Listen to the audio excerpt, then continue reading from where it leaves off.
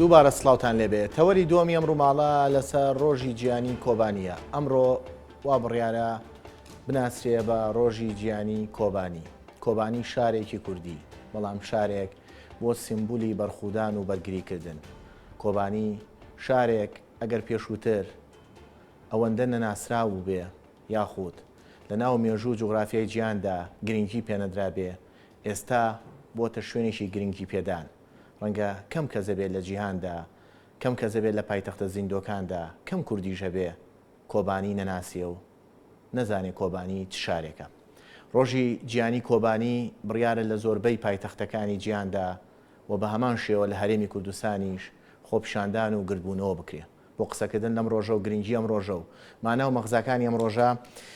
میوانداری ڕەحمان ڕەسوول، ئەندامی دەستەی بەڕێوەبەرایەتی تەفگەری ئازادی کۆمەڵگای کوردستانمان کردووە. سوپاس دەکەین کاک ڕەحمان. زۆر سوپاس بۆ ئێوەش مەمنون. کاک ڕەحمان،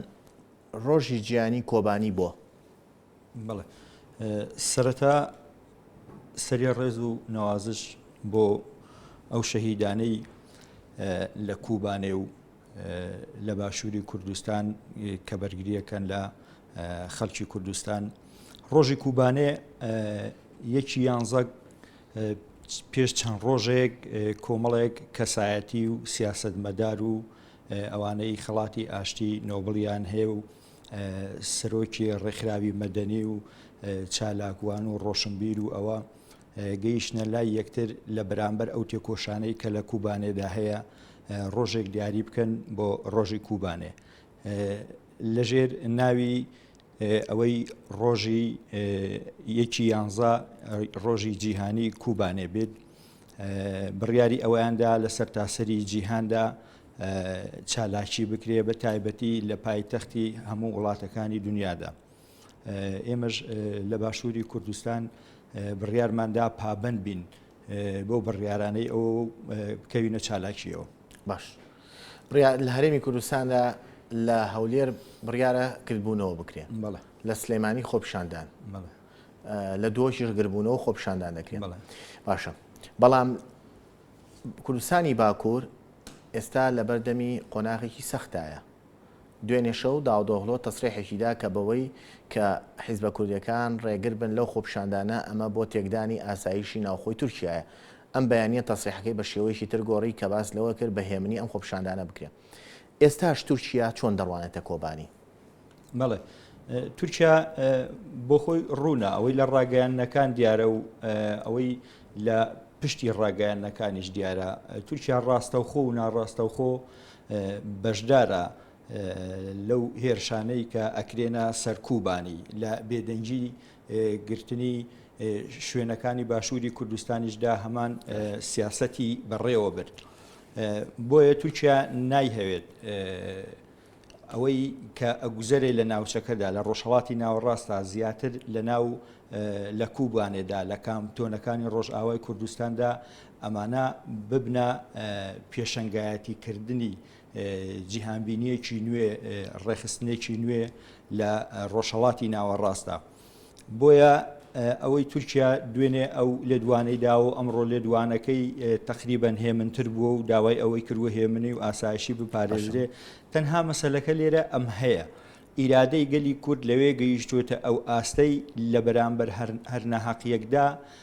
چالاکی هەیە، تێکۆشان هەیە. ئەوان بۆ خۆیان زۆر باش ئەزانن ئەم چالاکیانە ئەوان ڕێ بگرن یان ڕێ نەگرن، چالاکیەکان هەر ئەچێتە پێشەوانێ. بۆیە ئەوانیش ئەبێ بە سیاسەتی خۆیاندا بەڵام ئەوان ئەو بۆچوونەیان هەیە کە لە قەندیلەوە هەوڵی تێکدانی ئاسایشی ناوخۆی تورکیا دەکرێت لە ڕێی کۆبانیەوە. بەڵێ، ئەوە بۆچوونێکە ناکرێ بڵین تەنها ئەم ڕۆوایە. ئەوان هەر جوڵانەوەیەک بۆ پشتیوانیکردنی هەر پارچەیەکی کوردستان یان هەر حیزبێک بێ یان هەر شارێک بێ لە کوردستاندا یان هەر داخوازیەکی گەلی کورد بێ، نەک لە باکووری کوردستان بگرێ لە ڕۆژهەڵات و لە ڕۆژئاوا و لە هەر پارچەیەکی تری کوردستان بگرێ لە ڕەوەندی کوردی لە ئەوروپادا، ئەوان ڕێگریەکی ئەساسی دەکەن. ئەم ئاراستەیە بەو ئەندازەی کە تورکیا ئەڵێ لە قەندیلەوە ئاراستە ئەکرێن، ئەمە واقعێکی نییە بۆ خۆی چونکە لەوێ چەندین ڕێخستن و حیزبی کوردی هەیە لەوێ بە ئاراستەی ئەو ڕێخستانە ئەڕۆن بەڕێوانە دیارە دەور و تەسیری پەکەکە لە باکووری کوردستان بۆ خۆیان ئەمە باش ئەزانم زۆرە ئەو سیستەمەی کە لە ڕۆژئاوای کوردستان بەجێکراوە سیستەمێکی خۆ بەڕێوەبەریە و ئەوان ئەزانن ئەرک و ئامانجی چیە و بەڕێوەبردننی کاک محەممەد ئەمە زۆر گرنگە ئەو سیستەمەی کە لەوێ هەیە سیستەمێکی خۆجێیە تەنها پەیوەندی بە کوردەوە هەیە زۆر باشە دەچینە لای هێمن مەحموود لە سلەیمانیەوە کە لە ناو خۆپیشاندانەکەی ڕۆژی گیانی کۆبانیدایە هێمن سڵاو لێبێ و دیمەنی خۆپیشاندانەکە بۆ بینەران بگوازیتەوە. بەڵێ محەممەد لەبەرەوەی ئەم شوێنەی کە منی نێم دەنگێکی زۆری ئەو هاوڵاتیانەی لەیەکە خۆپیشاندان دەکەن لە باخی گشتی شاری سلێمانیەوە دەستیان پێ کردووە ئێساوە لە شەقامی مەولەوین بەڕێکەون بۆ بەردەم سەرای سلێمانی لەوێ دەمێننەوە ئەو لایەنە سیاسانەی کە پێکەوە بڕیاریان داوە ئەم خۆپیشاندانە ئەنجام بدەن بە بۆنەی ڕۆژی کۆبانیەوە لەوێ گوایە هەمویان وتارێکیان دەبێت یەک وتاری هاوبەش دەیخوێننەوە ئەوانەی کە لێ خۆپیشاندانەدان ڕاستە لایەنە سیاسەکان ئامادەن نوێنەریان ئامادەیە بەڵام هەر لایەنە سیاسەکان نین هاوڵاتیانی مەدەنیش بۆ خۆیان جیاواز لە لایەنە سیاسەکان بەشداری ئەم خۆپیشاندانیان کردووە ئەو لایەنە سیاسانی کە لێرەن لایەنەکانی خۆراوایشی تایە بی باکووری تایە لایەنگرەکانی ئەوانی تایە خۆپیشاندانەکە هێزێکی پۆلیس ئەمنێتی دەپارێزێت لە پێش خۆپیشاندەرەکانەوە ژمارەیەک کارمەندی پۆلیسەیە کە پێشڕەوی خۆپیشاندانەکە دەکات بۆ ئەوەی ڕێگری بکالەوەی کە خۆپیشاندانەکە تێک بچێت وەک پێم وتی ئەم خۆپیشاندانە بە بۆنەی ڕۆژی کۆبانیەوەیە دیارە لە دوای ئەو ئابلوقەدانی کۆبانێ وە شەڕی نێوان یەکینەکانی پاراستنی گەل و چەکدارانی داعش شەقامی مەولەوی و چەندین خۆپیشاندانی بەخۆی بینیوە بۆ خۆشتان دەزانن ئەم خۆپیشاندانە تەنها لە سلێمانی نییە بەڵکو لە هەرێمی کوردستان بە شێوکی گشتی هەیە لە شار و شار ئەم خۆپیشاندانە هەیە زۆر باش ئەم خۆپیشاندەرانە بڵێ هێمن ئێمە لەو خۆپیشاندانە کە دەیبینین ئەو دیمەنانەی تۆ دەیگوازیتەوە کەمترین و تا ئێستا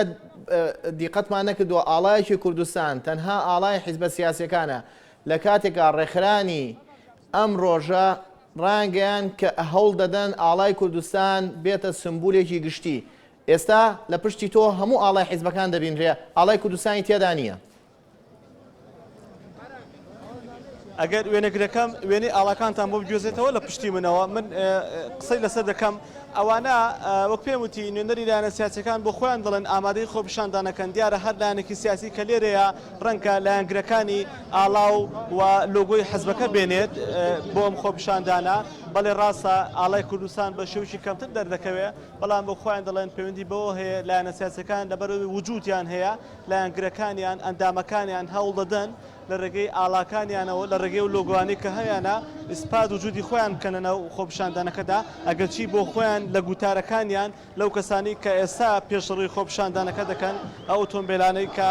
سەرەتا باسیێوان کرد کە ئەم خۆپیشاندانە بۆ ڕۆژی کۆبانیە باسی لایەنگیری مەکەن لایەنێکی سیاسی پێویست ناکات باسی وکات کە ئەو بۆ هاتوتە ئێرە و ئاڵاکان بەرز دەکاتەوە بەڵام بە خۆ دەزانی هەموو لایەنە سیاسەکان ڕەنگە نەتوان وەک یەک ئیلتیزام بکەن بەمەوە و ئاڵاکانیان بەرز نەکەنەوە هەندێک بە پرسی سیاسی هەندێرا پرسیارمان لێکردون کە ئایا ئەم ئاڵایانەی کە هی لایەنێکی سیاسیە بۆچی هەڵدەواسرێ بۆ خۆیان دەڵێن ئەوە ناتوانن کۆنتترۆلی لایەنگرەکانیان بکەن ناتوانن کۆنتترۆلی و خەڵکە بکەن کە لێرن ئەو ئاڵانەی کە هەڵیان گرتووە ڕاستە ئاڵای لایەنێکی سیاسین بەڵام سیاسەکانیان قسەیەکی تر دەکەن ئەوان هەمویان دەڵێن ئەمان دەوێت پێکەوە بەبێت جیاوازی هەمویان تعبیر لەوە بکەن کە لە ئاستی کۆبانەیە کوردەکانی باشوور باکوور ڕۆژهەڵات ڕۆژئاوا هەمویان یەک بۆ چوونیان هەیە کە پشتیوانیە لە کۆبانەیە بەڵێ محەممەد من ئەمەوێت زیاتر وێنەی خۆپیشاندانەکە بۆ تۆ میوانەکەت و بۆ بیدەرانی ئێنافتی بگوێزینەوە هەوڵ دەدەین لە ڕێگەی وێنەگرەکەمەوە زۆرترین وێنە بۆ ئێوە بگوێزینەوە چونکە ئەم خۆپیشاندانێکی ئەجگار قەرەباڵخە ڕەنگە هێشتا شەقامی مەولەوی ئەو سەریکە خۆپیشاندانەکەی تەواو نەبووێ لەبەر زۆری خۆپیشاندەرەکان ئێمە ناتوانین پێویست وێنەکە بگوێزینەوە چونکە خۆپیشاندەرەکان پیادەن لە شەقامی مەولەویەوە دەڕۆن بۆ بەردەرکی سەرای سلێمانی ئەو شوێنەی کە هەمیشە خۆپیشاندەرەکان لە باخی گشتی شاری سلێمانیەوە بڕیار دەدەن لەوێ کۆ ببنەوە وەلا سرای سلێمانی کۆ دەبنەوە لەوێ گوتار و ئەجێندای خۆپیشاندانەکەیان بە شێوەیەکی ڕسمی ڕادەگەێنن پێش ئێمەش یعنی شەقامی مەولەوی تەنها هەرەوەی پشتی بنەوە نییە ئەگەر وێنەگرەکەم هاوکاریم کە پێش منیش ژمارەی خەڵکی زۆر هەیە کە جیاوازە خۆپیشاندانەکە کە ئەمان بۆ هەمان مەبەستە خۆپیشاندانیان کردووە ئەوان پێش هاوڵاتیەکان کەوتون دیارام شەقامە بەهۆی ژمارەی زۆری خۆپیشاندەرەکانەوە ئۆتۆمبیل ناتوانێت هاتوچوی تێدا بکات چونکە لەم کاتانەدا کارمەندانی بەڕێوەبەرایەتی هاتوچۆکان لە شار و شارچەکان هاتنی ئۆتۆمبیل و ڕۆشتنی و ئەو شەقامانەی کە ئەو کۆڵانانیش کێنن سەرم شەقامە سەرێکیانە کە شەقامی مەولەویە ڕادەگرن بۆ ئەوەی تەنها خۆپیشاندەرەکان لە شەقامەکەدا بن ئەوان تەنها گزارش لەو پەیامە بکەن کە خۆیان دەیانەوێت بە گوتار و بە دروشمی جیاوازەوە خۆپیشاندانەکە بەڕێوە دەبن تاوەکو بەردەکی سەرای سلێمانی بەڵام پێ باشە تۆ لەگەڵ میوانەکەت بەردەوام بێ لە گفتوگۆکەت و وێنەکانیش ببینن بەڵێ سپاسی ئەمن محموود دەکەین کە ڕاستەوخۆ لە خۆپیشاندانەکەی شاری سلێمانیدا ئامادە بوو لە ڕۆژی جیهانی کۆبانی. کاک ڕەحمان ئەوەی دیقەتماندا لەم وێنەیەدا کە هێمن ڕاستەوخۆ لەوێ بوو بە حیزبکردنی خۆپیشاندانەکان یعنی خەریکە ئێمە بۆ نەتەوایەتەکانمان مەسەلە نەتەوایەتەکانمان زیاتر حیزبایەتی دەکەین زیاتر مۆچێکی حیزبی دیاری کراو ئەوەندەی ئاڵای حیزبە جۆرا و جۆرەکانی تێدا بوو ئەوەندە ئاڵای کوردستان شەکاوەتر نەبوو ئەمە زیان ناگەێنێ بە دۆسیە و بە مەلەف و بە ئەوەی پێی دەوتێ کوردایەتی کردن. بەڵێ ئێمە لە دوای ئەو بانگەوازیەی کەوتم کە لە دنیادا کراوە ئەو کۆمەڵە خەڵکە کردویانە ئێمە وەکو تەفگەری ئازادی کۆمەلگای کوردستان بڕیاری ئەوەماندا لە شاری سلێمانیدا پەیوەندی بکەین بە هەموو هێز و لایەن و ڕێکخراوی مەدەنی و کەسایەتی ئەوانێ بە یەکەوە دابنیشین هەمومان بە یەکەوە پشتگیری لە کوبانێ بکەین لە شاری سلێمانی. خۆشبەختانە 20 حیزب و ڕێکخرا و کەسایەتی بە یەکەوە دانیشتین لەسەر چەند خاڵێک ڕێکەوتین. خاڵەکانێکێک ئەوانە بوو کە یەکی 11 ئەوە جێگیرە سەعاتەکەی لە دنیادا ئەوی شەرجێگیرە سەعاسێ وەکی تر ئەوە بوو بەیانێک هەبێ بەیانێکی هاوبەش هەبێ بەیانی حیزبەکان تاک نەبێ بۆی ئەو مەسلەیە زۆر مەسلەی حیزبی زەق نەکاتەوە لایەنێکتر ئەوە بوو هەندێک پێیان وابوو تەنها ئێمە ئەبێ ئاڵای کوردستان بەرین هەندێکیش پێیان وابوو نەخێر ئەبێ ئاڵای حیزبەکانیش هەبێ بەڵام زۆرینە ئاڵای کوردستان بێ ئێمە وەکو خۆمان پێمان وابوو ئەبێت ئاڵای حیزبەکان هەبێت هەرچەندە ئێمە تەفگەرەکەمان تەفگەرێکی نوێ لەوانەیە ئێمە وەکو پێویست لەوێ ئاڵای ئێمە دیار نەبێ بەڵام ئامانجی ئێمە چی بوو ئامانجی ئێمە ئەوە بوو حیزبەکان لە سلێمانیدا ئەتوانین بڵین بە درێژایی 7 ساڵ زیاترە چالاکیەکی وا نەکراوە ئەماش هەر هەمووی ئەگەڕێتەوە بۆ ئەوەی کە کوبانێ هەمومان بەیەکەوە کۆ بکاتەوانێ ئەمە بکەینە ڕێبازێکی باش بۆ ئەوەی لە یەکتری نزیک بینەوانێ یەکتری قبول بکەین کارێکی جددی بکەین هێمن ببینەوانێ لە بەرامبەر یەکێتی نەتەوەیدا ئەو یەکێتی نەتەوەی کە پار ئەبوایە ببەسرا کە بەداخەوە نەبەسرا ئێستاکانە کاری جددیتری لەسەر بکرێ ئەو تەشەنوجەی لە بینی حیزبەکاندا هەیە لە کۆبانیدا هەمومان کۆ بکاتەوانێ و هەمومان بە یەک دەنگ و بە یەک ڕەنگ و بە ڕەنگی جیاواز ببوورە بەڕ هەر کەسە و بە ڕەنگی خۆمان پیشانی دنیا بدەین ئەوە ئێمە دەتوانین بە یەکەوانێ کار بکەین بە یەکەوە مەغزای سیاسی ڕۆژی ژیانی کۆبانی تەنها بۆ کورد پێگە و مەقام و گەورەی هەیە یاخود ئێوە هەوڵ دەدەن ڕۆژی جیهانی کۆبانی بێتە ڕۆژێک یعنی بەیاننامەیەک تەسریحێتەنان لە نەتەوەیەکگرتوەکانیشەوە زەختێک و گروپێکی فشار دروستکەن لەوێشەوە دەرچێت کە بە ڕۆژی جیهانی کۆبانی مەبەستەکەم یعنی ئێوە تەنها ڕۆژی جیهانی کۆبانی بۆ هەرێمی کوردستان و بۆ کوردەکانی هەر چوار پارچەکەیە لە هەرو شوێنێک و هەر ناوچێکا بن یاخود دەتانەوێت مەغزاکە گەورەتر کرد فراوانترکەن گیان ئەم ڕۆژە بناسیە ڕۆژی جیهانی کۆبانی خۆی یەک خاڵ زۆر گرنگە ئێمە لەسەر ئەوە هەندێک ڕابوەستین لە تێکۆشانەیەک لە دوای یەکەکانی گەلی کووردا لە هەر چوار پارچەی کوردستان گەلی کورد لەسەر ئاستێگە ناسرا ئەویش ئەوە بوو هەمیشە لە شکست و لە بەدواچوون و لە ناڕەحەتیدا کوردیان ئەناسی بەڵام خۆشبەختانە ئەم جارە دنیا کە هاتووەتە سەرخەت لە بەرامبەر ئەو تێکۆشانەی لە کوبانێ دەکرێ کورد ئەم جارەیان بە قووەت و بەهێزەوە دەناسرێت یعنی بۆیە گرنگە ئێمە ئەمە زۆر بە باشی لەسەری ڕابوەستین گەلی کورد هەر هەمومان ئەوە پیشان بدەین لە هەر شوێنێک ناڕەحەتیەک غەدرێک لە گەلی کورد بکرێ پیلانجێڕیەک بکرێ ئێمە لە بەرامبەر ئەوەدا هەموو هێزوی لایەنە سیاسیەکان بەیەکەوانەیە بتوانین چالاکی بکەین تێکۆشان بکەین ئەمە بۆ خۆی کاریگەریەوەیە ڕۆژی گیانی کۆبانی ئەگەر بۆ کورد بێ کورد ڕەنگە هەموو ڕۆژێکی خۆی بە ڕۆژی گیانی کۆبانی دابنێ هەموو ڕۆژێکی خۆی بە ڕۆژی گیانی شنگال و جەلەولا و زومار دابنیە بە نیسبەت کوردەوە گرنگی و گەورەی تیانە چکە هەمومان بە شێوەیەک لە شێوەکان کۆبانین هەمومان خەڵکی شنگالی هەمومان خەڵکی جەلەولین مەغزا و مانای ئەم ڕۆژە بۆ کەسانی غەیرە کورد چۆن دەگات ینی هەوڵتان ناوە ئەم ڕۆژە بۆ کەسانێک کە کورد نین بیگەێنن و بناسرێت خۆی ئەمە پرسیارێکی گرنگە بۆ چونکە ئێمە ئەوەی گەلی کورد ناسراوە بەداخەوە بە پارچە پارچە بوون بە حیزبی بوون و بەستەیی بوون بەم وڵات و بە وڵات و هەندێک هێزی ئەوەی شۆڕژگێڕ و بەتوانای کە لەسەر قاچی خۆیان وەستان بە سیستەمی خۆیان بە توانای خۆیان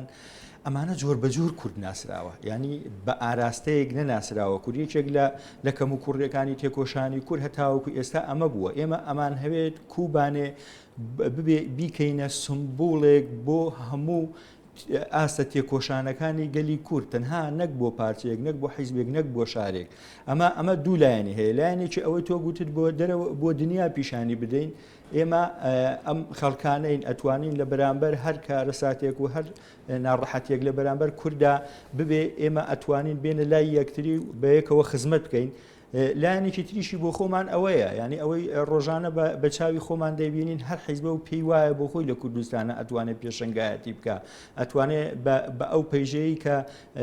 مێژوو پێیدا سەرکەوتووە لە ئاستەکانی ڕێخستنەکانی ترا حیزبەکانی تراپی وایە ئەو ناتوانێت خزمەتکە ئەگەر ئەو بخا بۆ خۆی خزمەت ئەکا بەڵام ئێمە لەو چوارچەوەیە ئەمە پیشان بدەین کە ئێمە هەمومان بەیەکەوانە دەتوانین خزمەتێ بکەین ئەمە گرنگە چالاکیەکانی ڕۆژی گیانی کۆبانی ئەگەر لە هەرێمی کوردستان لە شارە کوردیەکان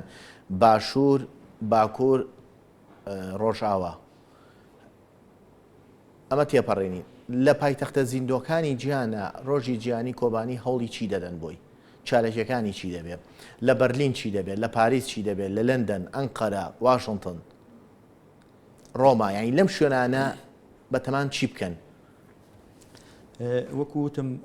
لە پایتەختەکانی جیهاندا ئەم تێکۆشانێکی گرنگە لەوانەیە بڵێم وەکو سەرەتاوتم ئەمەی کە کراوە کورد لە هێزدا کە ڕەتێکی تر دنیا پشتیوانی ئەکا بۆی ئەم هێزە کە ڕەتێکی تر پشتیوانی خەڵکی کوردستان لە هەر چوار پارچەی کوردستان و ڕەوەندی کوردی لە دنیادا ئەمە بگاتە کارتێکی باش ئێوەتانەی ڕۆژی گیانی کۆبانی تەنها شتێکی لۆکاڵی نەبێ شتێکی گیانی بێ بەڵام کاگڕەحمان زۆر باشە دەچینە لای ئاسکەرەم لە سنووری کۆبانیەوە نێردراوی ئەنارتیمان لەگەڵایە سەیدایە سڵاو لێبێ و دیمەنی ئەو سنوورە و ئەو خۆپشاندانەمان بۆ بگازیتەوە کە لە سنووری کۆبانی دەکرێت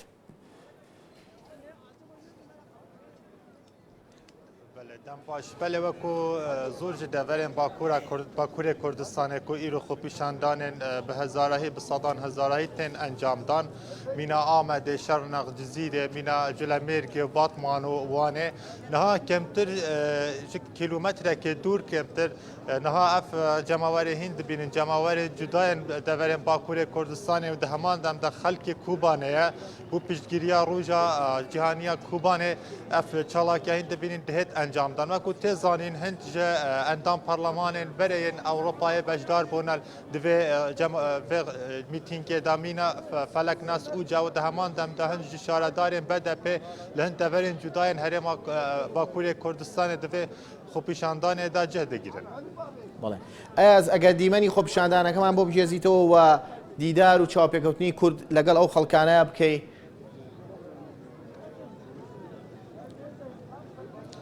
بله اگر کامیرامان هفکار بید دیمنین جداین جه مشه بو تماشاوانا و گویزیتن پشرا امین رینا هنج بجدار بوین و خوپیشاندان ور بگیرید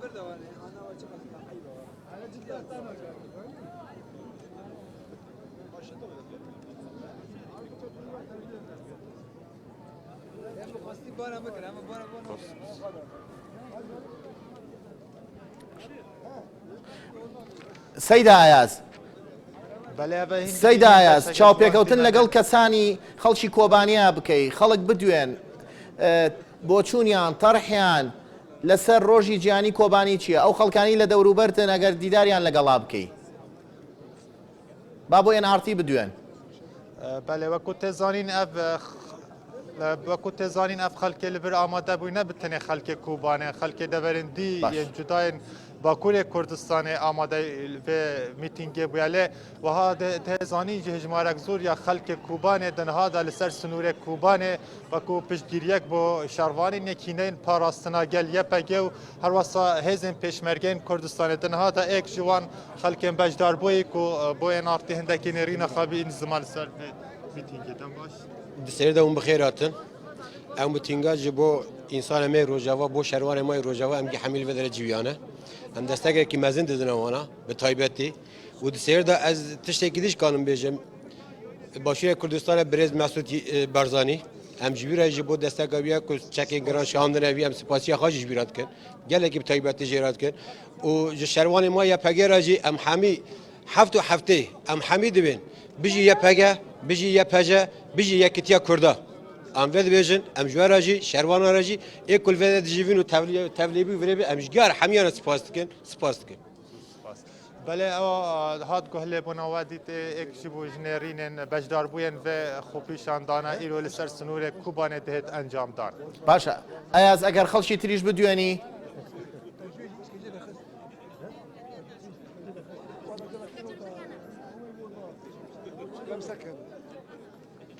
Belê em ê niha biçin digel hin ji welatiyên din ew ên ji bo piştgiriya Kubanê îro li vê qadê amade bû dem baş. Deng baş, ez jê evvela spas dikim, YPG, YPJ selam dikim û berxwedana Yekîtiya Kurda selam dikim. Mesûd Barzanî ra selamê xwe dişînim û Kurd bûne yek îro li vê derê her çar parçeyê Kurda îro li vê derê ne tev bûne yek e ve tiştekî girîng e, tiştekî mezin e, tiştekî pir îrin de yanî. Me vara Sed sala beklemişti ki hero tevavde bu il vedere tişteki bir yani duyguyu kanı kamçıda anlatmış ki. Belê em ê niha biçin ek ji gencên bejdarbûyên mîtinga îroya li ser sinûrê Kubanê ka em ê bizanîn nêrînê wî çel derbarê ev mîtinga îroya sinûrê Kubanê dem baş. Sen baş. Ku hatî ku gencek hestê te çi îro vê qadê kemtir kilometrekê nêzî sinûrê Kubanê. از خلکی پرتو سیما هیرو امسا ملتی خوی کوبانی ظلمه دونن آتن هیرو نسکا چال پنجا روی ملتی می کوبانی جبار حربه در بیای ج ظلمه رو بیای گیش باش شارژ کردن برای رو بیای هیرو زغاستنا ما کرماج مگی بنا یک هیرو واقعاستنا ما بو یک ام چه قاسی شو که بکنده که رنده کو بنا یک پشمرگی مواتن که ام پر کیف خاشن ام پر کیف خاشن ام سویایی ملت توون ام بنا یک اما حیوانی چهار پادشاه کردستان بکنه اما به مجاله خود دوام کنه به برخوادان خود برخواد بدنم باش Belê ew we dîtin we bihîstin nêrîna beşek ئەیاز amade بێجگە لە خەڵکی سڤیل باشە ئەیاز cudayên Bakurê زۆر باشە amaden bûn di heman demda beşek ji vê xelkî xelkê Kubanê bixûne îro li ser sinûr amade bûne wekû piştgiriyek bo şervanên yekîneyên parastina gel YPG û her wesa hêzên pêşmergeyên Kurdistanê ku di niha da di nava Kubanê de mil bi milê hev li dijî çekdarên Daişê şer dikin. باشە ئەیاز گوێ لە دەنگ بە ئەیاز ئەیاز هیچ ڕەدفعلێک هیچ پەرچەکردارێک لەلایەن تورکیاوە نەکراوە لە ئێستادا بەرامبەر خۆپیشاندەران کە لە سنووری کۆبانێن Belê bêguman saetek beriya niha hêzên leşkerên dewleta Tirkiye li ser rêya giştiya qeza Pirsûsê ku 8 kilometr dûr e li vê mîtingê astengî çêkirin ji bo gel bejdarî ji vê mîtingê nebîtin lê îsrara gel wiha kir ku êdî ew mefreza polîsên dewleta Tirkiye li wir rakin di niha da bi hezaran xelek li vê meydanê amade ne û berdewam li deverên cudayên Bakurê Kurdistanê di niha da dihên ber bi qada mîtinga piştgiriya Kubanê dihên. بێژگە لە خەڵکی سڤیل لەو خۆپیشاندانەی سنووری کۆبانیە خەڵکانی بەرپرس برخوادانا کۆبانێ بژی برخوادانا کۆبانێ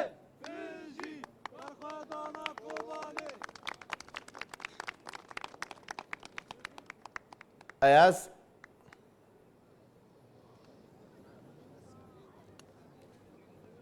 باشە هەوڵ دەدەین لە هەواڵەکانی داهاتوودا ئەیاز وەرگین. کاک ڕەحمان ئەگەر بینە سەر ئەو پرسیارە گرنگە دەڵێت ڕێگری کراوە لەلایەن پۆلیس و سوپای تورکیاوە لەم خۆپیشاندانە. تورکیا بە هیچ شێوەیەک تا ئێستاش بەڵێ هێز لە هەرێمی کوردستانەوە لە هەولێرەوە بە کوردستانی باکوورات تێپەڕ دەبێت دەچێت بۆ هاوکاری کۆبانی، بەڵام تورکیا تا ئێستا بەڕەسمی نایەوێ شتێک هەبێ ناوی کۆبانی بێ. هەڵوێستی داهاتوو چیە بێت؟ هەڵوێستی داهاتووی گەلی کورد. بەڵێ هەڵوێستی داهاتووی گەلی کورد خۆی ئەمە زۆر گرنگە چونکە ئێوەکو ڕێکخرانی ئەو ڕۆژی جیهانیە هەڵوێستی داهاتوتان ئەگەر مەسەلەن بۆ نمونە تورکیا بەم شێوەیە مامەڵەی کرد و تا ئێستاش مامەڵەی سلبی دەکات لەگەڵ ڕەوشی کورد و ڕوبەڕووبوونەوەکان بەرەو کۆبانی. بڵێ تورکیا ئەوەکو وتم تورکیا بۆ خۆی یەکێکە لە ئەندامە چالاکەکانی ئەو پیلانجیە ینی ئەمە بۆ خۆی گرنگە چونکە داعش کاتێک ئێمە پێمان وانە بێت داعش تازە دروست کراوە و لە ماوەی ئەم 47 ڕۆژەدا لە کوبانێ شەڕی کردووە و وەکی کە هاتووەتە مووسڵ و شنگال و ئەم باشووری کوردستان بەگشتی ماوەی 2 ساڵە داعش لەژێر ناوی جیاجیادا شەڕی کانتۆنەکانی ڕۆژئاوای کوردستان ئەکا. یعنی ئێمە چەندین جار ئەمەمان گوتووە ئەو شەڕی لەوێ دەکرێ شەڕی تەنها کوبانێ نییە شەڕی ئەو سیستەمە خۆجێیەیە کە لەوێ هەیە چونکە تورکیا ئەمەی پێ قبول ناکرێ وەکو وتم نەک لە کوبانێدا پارچەیەکی کوردستان ئەمەی پێ قبول زۆر باشە کاک ڕەحمان دەچینە لای بێستتر کە لە هەولێرەوە لەگەڵمانایە و لە ناو خۆپیشاندانەکەی شاری هەولێر سڵاو لێ بێ بێستون و دیمەنی ئەو خۆپیشاندانە بە بینەران بگەێنی. هەروەک ئاگادارن لەلایەن هێندێک کەسایەتی سڵاو محەممەد لێوە و لە بینەران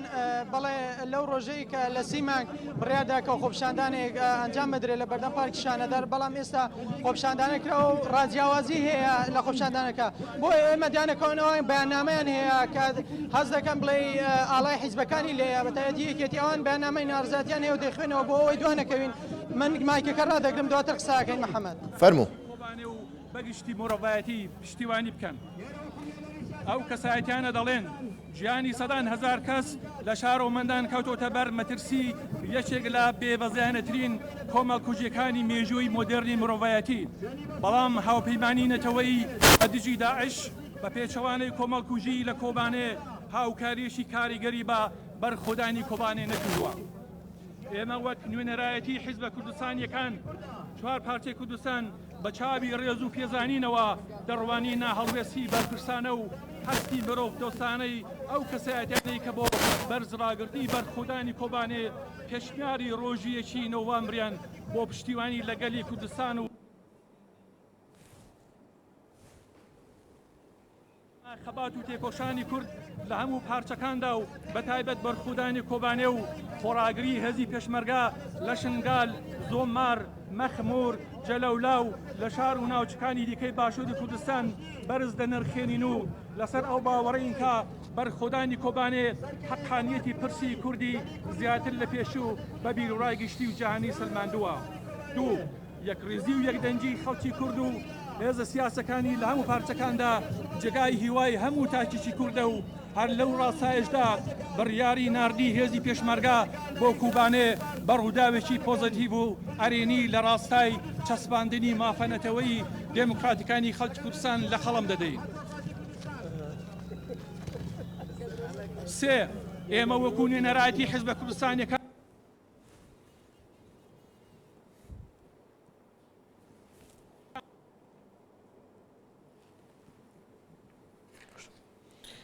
گروتینێکی زۆر ئێمە سێ دیمەنماندی سێ دیمەنی جیاواز سێ شار بەڵام لە سێ هەستی نەتەوایەتی یەکەوە. ئەم هەستی نەتەوایەتیەوە ناکە ئیتر کۆبانی بێتە ئەوەی کە ئێمە خلافە حیزبیەکانمان و خلافە تایبەتیەکان وەلاوەنین بە تایبەتی ڕۆژی جیهانی کۆبانی ئەمە بکەینە دەستپێشیە بۆ ئەوەی لە مەسەلەن تەواوەتیەکانە کەس مزایدە بەسەر کەسانەکە بەدڵنیاییەوە یەکێک لە خاڵە هەرە جەوهەریەکان ئەوەیە ئەو تێکۆشانەی یەپەکە و یەپەژە لە کوبانێدا دەیکەن ئەوە بەگەلی کورد دەڵێن بە هەموو لایەنە سیاسیەکانی کوردستان دەڵێن پێویستە هەمومان لە یەکتری کۆ ببینەوانێ لەسەر سیستەمێکی خۆماڵی خۆمان بۆ ئەوەی بتوانین بەیەکەوانێ ئەوەی کە هەیە بیپارێزین ئەوەی بەدەست نەهاتووە بەدەستی بێنین ئەمە پەیامێکی گرنگە چونکە کوبانێ وەکو پێشتر وتم هەموو هێز و لایەنە سیاسیەکانی کۆکردەوانێ لە بەرامبەر ئەو تێکۆشانەی کە لەوێ ئەکرێت چونکە ئەمەمان لەبیر نەچێت لە سەرەتای هێرشی داعش کە هەموو تواناکانی لە کوبانێدا چڕ کردەوانێ لە ماوەی 17 ڕۆژی ئەوەڵدا نە دنیا و نە بەشێکی زۆری هێزەکانی کوردستان چاوپۆشیان لەو مەسەلەیە کرد ئیتر چاوەڕێی ئەوە نەدەکرا بەم ئەندازەیە بێ بەڵام ئەو تێکۆشانەی لەوێ بەڕێوەچوو تا ئەو ئەندازە گەیشت ئیتر هەر کەسێکی هێنایە لای یەکتری ئەوەی دنیا حسابی بۆ کورد نەدەکرد لەسەر چوارچێوەی کێشە ئەساسیەکەی گەلی کووردا پەراوێز خرابوو کۆبانێ ئەمەی بە دنیادا و دنیا هاتە دەنگ وەکی کە حکوومەتی هەرێمی کوردستان و پەرلەمانی هەرێمی کوردستان و هەموو هێزە سیاسیەکانی کوردستان نەیانتوانی لەوە زیاتر خۆیان ڕابگرن ئەو تێکۆشانە گەیشتە ئەو ئاستەی تەنها نەک دیفاع لە شارێک دەکا بۆتە دیفاع لە تەواوی مرۆڤایەتی لەوێدا گەورەترین شەڕی دژی تیرۆر ئەکرێ ئەو شەڕی لەوێ ئەکرێ بۆ مرۆڤایەتیە بۆ گەلی کووردە بۆ ئازادیە بۆ دیموکراتیە ئەمە بۆتە ئەو ئاستەی کە ئیتر هەموو دنیا چاوی لەسەر کوبانێ بێ کوبانێ باشترین نمونەی بۆ تێکۆشانی گەلی کورد پیشاندا و بۆیە پێویستە هەمومان لەمە بەدوا بەو ڕێچکەدا بڕۆین بۆی سەرباشە داوا لە هاوڕێیانی کۆنتترۆڵم دەکەم ئەگە بتوانن هێمنمان بۆ وەرگرنەوە لە سلەیمانیەوە کاک ڕەحمان ڕۆژی جیهانی کۆبانی پرسیارەکە ئەوەیە چۆن ڕۆژێکی جیهانی کۆبانی کە ڕۆژێکی کوردانێ من وەڵامی و پرسیارم دەست نەکەوت لە جەنابەت لە لۆکاڵی دەری بێنین جیهان هەست بەمە بکە یعنی بۆ نمونە غەیرە کوردێک هۆڵندیەک فەڕەنسیەک ئیتاڵیەک ئەمەریکیەک مەکسیکیەک هەستکە معاناتێکێ هەستکە شارێکەیە بەرگری کردووە کە ناوی کۆبانیە لەم سەردەمەدا بەڵێ ئەو هەستا تا ئێستاکانە هەیە ئەو کۆمەڵە خەڵکەی کە ئەم چالاکیان ڕێکخستووە کە ئەم ڕۆژەیە ناوناوە ڕۆژی کوبانی بۆ پشتیوانی لەوێ ئەمە ڕنگدانەوەی ئەوەیە وەشیکە ئەمەمان بیر نەچێت تەنها ڕاگەیاندنەکانی کوردستان و جیهانیش باز لەوە دەکەن کە لە هەموو دەوڵەتانی دنیاوانێ بۆ نمونە هەر وڵاتەی چەند کەسێکی چەند سەد کەسێکی بەشداری داعش بووە بەڵام ئەمە نابینن تا ئێستا باز نەکراوە ئەو تێکۆشانەی لە کوبانێدا هەیە لە ئەڵمانیا لە بەریتانیا لە زۆربەی وڵاتانی دنیا لە عەرەب لە فارس لەوانە بەشداری یەکینەکانی پاراستنی گەل و زۆر باشە زۆر باشە دەچینە لای هێمن مەحموود وا دیارە لەناو خۆپیشاندانەکانەوە کۆنگرێ یاخوتارێکی گشت لایەنەکانەیە هێمن سڵاو لێ بێ و ئەو دیمەنەمان غەڵەتم کرد بۆ بگاسیتەوە کە هاوکاری مادی و معنەوی و سیاسی و سەربازی پرسەکان کردووە بەڵام نیگەرانی بەرامبەر هەڵوێستی هەندێک دەوڵەتی کۆنەپەرستی ناوچەکە وەکو پیشەی هەمیشەییان بە درێژایی مێژوو دژی دۆزی ڕەوای نەتەوەکەمان بوون ئێستاش ڕاستەوخۆ و ناڕاستەوخۆ پشتیوانی هێزەوەندتری کە ئەویش تیرۆرستانی داعشە لە ژێر پردەی ئیسلامدا بەلاماری گەل و نەتەوەکەمان دەدەن لە بەرامبەر ئەم ڕەوشەکارە ساتاییەدا کۆمەڵێک کەس ئەوەن خەڵاتی نۆبڵی ئاشتی و هونەرمەندی جیهانی و ڕۆشنبیر و سیاسەتمەداری گەورەی جیهان بڕیاری چالاکی جیهانیاندا کە لە ڕۆژی 1/11/2014 کە بکرێتە جیهانی بۆ بەرخودانی شاری کوبانی بێگومان بە جیهانیکردنی پرسی شاری چی کوردستانی بۆ هەموو گەلی کورد بە هەموو پێکاتەکانیانەوە دەستکەوتێکی جیهانیە. ئێمەش ئەم کۆمەڵە پارتە سیاسی و ڕێکخراوانەی سنووری پارێزگای سلێمانی پشتگیری ئەو دەست پێشخەریە مێژووە دەکەین کە ئەو کۆمەڵەکەتیانە کردویانە و دەنگمان دەخەینە پاڵدەنگ و هەڵوێستیان و داوە لە ڕای گشتی و هەموو جیهان دەکەین لە بەرامبەر ئەم بانکە وازیە مێژوویەدا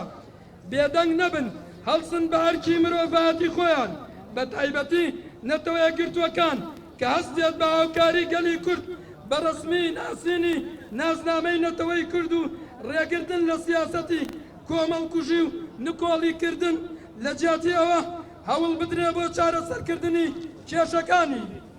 داوا لە دەوڵەتانی هەرێم و جیهانی دەکەین پشتیوانی دۆزی ڕەوای نەتەوەکەمان بکەن و هەوڵ بدەن بە ڕێگایەکی ئاشتی و دیموکراتی چارەسەری بکەن. داعش نەک تەنها دوژمنی گەلی کوردە بەڵکو دوژمنی هەموو مرۆڤایەتیە. نەبری و سەربەرزی بۆ شەهیدانی کوردستان نەفرەت لە داعش و هاوپەیمانەکانی بژی بەرخودانی مێژووی بژی بەرخودانی کوبانی هەتا بەرخودانی گەرەلا پێشمەرگە بمێنێ گەلەکەمان هەر زیندووە و نامرێ. لایەنە بەشداربووەکان یەکێتی نیشتیمانی کوردستان بزوتنەوەی گۆڕان پارتی دیموکراتی کوردستان حزبی ئایندەی کوردستان کۆمەڵی ئیسلامی کوردستان پارتی کرێکاران و ڕەشدەران حزبی زەحمەتکێشانی کوردستان پارتی پارێزگەرانی کوردستان حزبی شوعی کوردستان تەفگەری ئازادی کۆمەلگای کوردستان کۆمەڵی مافی مرۆڤی کوردستان بسوتنەوەی ڕزگاری دیموکراتی کوردستان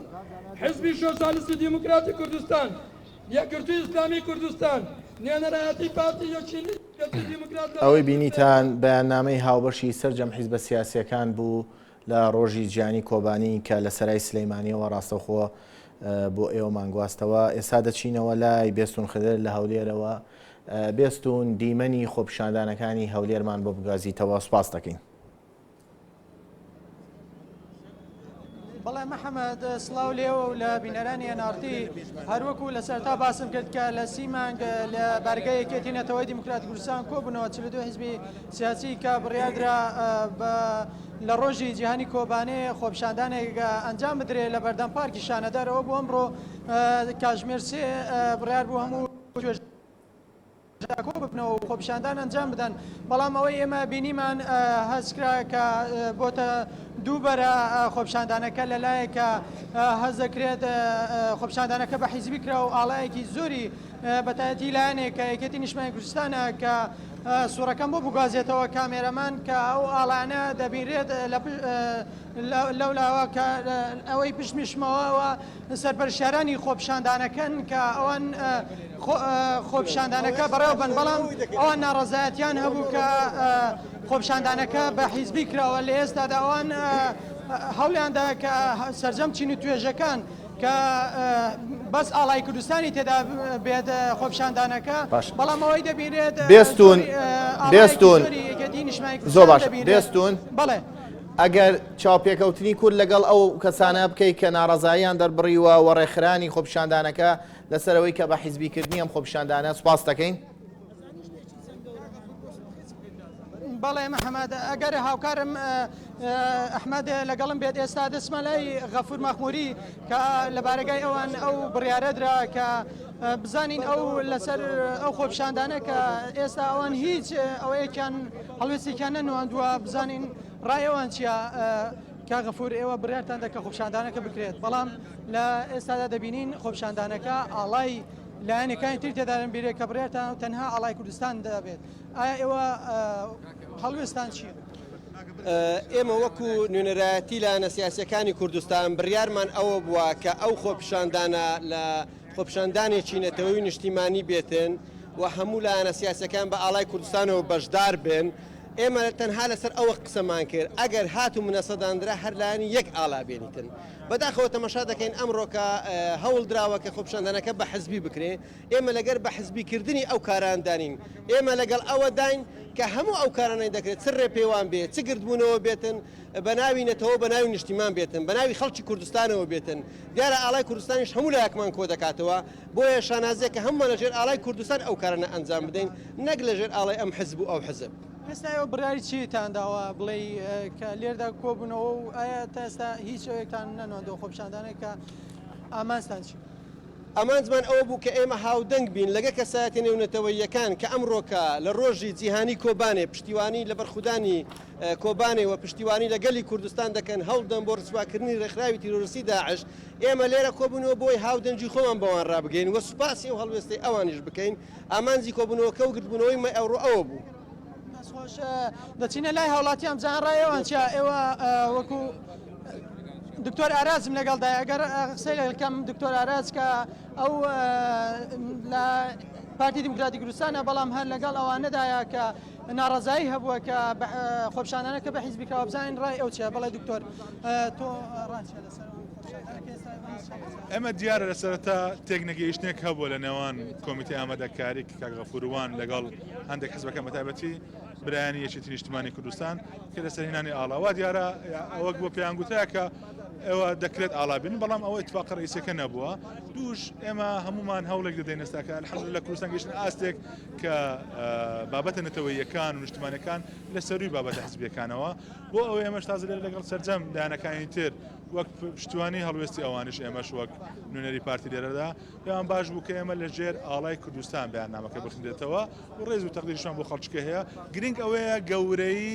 هەڵوێستەکەی گەورەی بابەتەکەیە کە ئێمە سوپاسی هەموو خەڵکانە دەکەین کە ئەوڕۆکە لە وڵاتە جیاوازەکانی دنیادا بۆ پشتگیریکردن لە گەلی کوردستان و خۆراگری کۆبانێ و پێشمەرگا هاتن دەنگ ئێمە سوپاسی ئەوان بکەین ئەوەی ئەو ڕۆژ بۆ هیوادارم کە شتێک بێت تەنها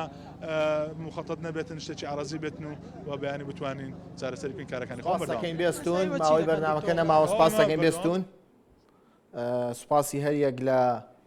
هێمن مەحموود لە سلەیمانی و بێستون خدر لە هەولێر و ئایاسکەرم لە سنووری کۆبانیەوە کە ڕاستەوخۆ خۆپیشاندانەکانیان دەگواستەوە هەوڵ دەدەین لە هەواڵەکان و لە درێژەی هەواڵەکانی داهاتوودا زیاتر وەریان گرین بۆ زیاتر ئاشنابوون بە خۆپیشاندانەکان دواوتەی جەنابەت لەسەر ڕۆژی جیهانی کۆبانی بۆ بە حیزبیکردنی ئەم ڕۆژە لە ئێستادا وەکو بینیمان بڵێ ڕۆژی جیهانی کوبانێ ئەتوانین بڵین دەستپێکی وەرچەرخانی تێکۆشانێکی گرنگە بۆ گەلی کورد چونکە ئەوەی لە پێشوو تاوتم گەلی کورد لە مێژووی خۆیدا تەنها لە نسکۆ و شکستەکاندا دنیا ناسیوێتی بەڵام ئەم جارەیان لەو تێکۆشانەی کە گەریلاکانی کوردستان لە ببوورە لە ڕۆژ ئاوای کوردستان لە کوبانێدا کردویانە بۆتە ڕۆژەوێکی گرنگ بۆ تەواوی جیهان بەڵام ئەو دیێڕە وڵا بیتەوە بە حیزبیکردنی ئەم خۆپیشاندانە دیسانەوە مەسلەی کوردایەتی و پێوتێ کوردایەتی بەیەک دە وەڵام بیتەوە نەخستاوەی کە حیزبایەتی گرنگترە لە کوردایەتی لای ئێمە بە دڵنیاییەوە بەلای بنەوە کوردایەتی گرنگترە لە حیزبایەتی بەڵام ئەوەندەش نەترسین لەوەی کەیتر ئاڵا بێتە سەرجادە و بەیەکەوە کار نەکەین و هەر حیزبە بۆ خۆی بەجیا کار بکات